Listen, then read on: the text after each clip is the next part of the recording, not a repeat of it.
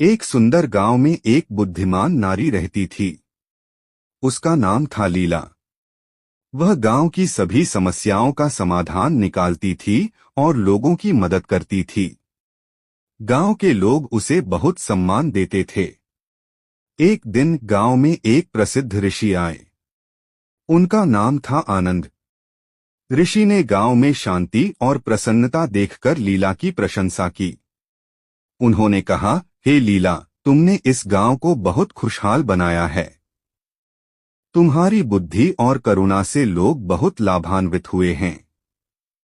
लीला ने विनम्रता से कहा, महात्मा, यह मेरा कोई विशेष गुण नहीं है।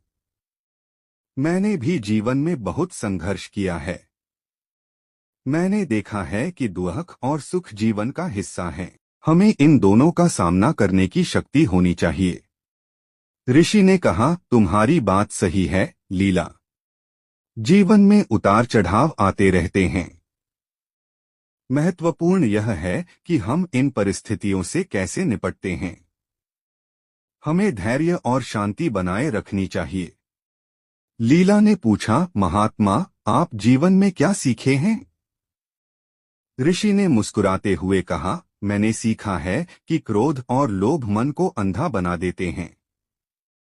हमें इनसे दूर रहना चाहिए। हमें दूसरों की मदद करनी चाहिए और हमेशा सत्य का मार्ग अपनाना चाहिए।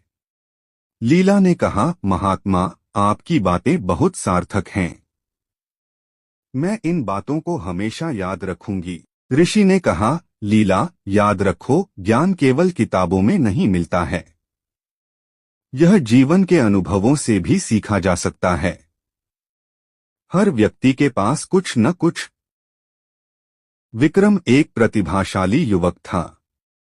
पढ़ाई में अव्वल, खेलों में दक्ष और कला में रुचि रखने वाला। लेकिन जीवन ने उसके साथ एक ऐसा खेल खेला कि वह धीरे धीरे खुद को ही भूलने लगा। सब कुछ एक दिन में ही बदल गया। एक सड़क दुर्घटना ने उसके माता पिता को छीन लिया। अकेलापन उसे घेरने लगा। घर जो कभी खुशियों का घर था, अब एक खालीपन सा लगने लगा। दोस्तों के साथ खेलने का मन नहीं करता था। पढ़ाई में मन नहीं लगता था। दुनिया से कटने लगा।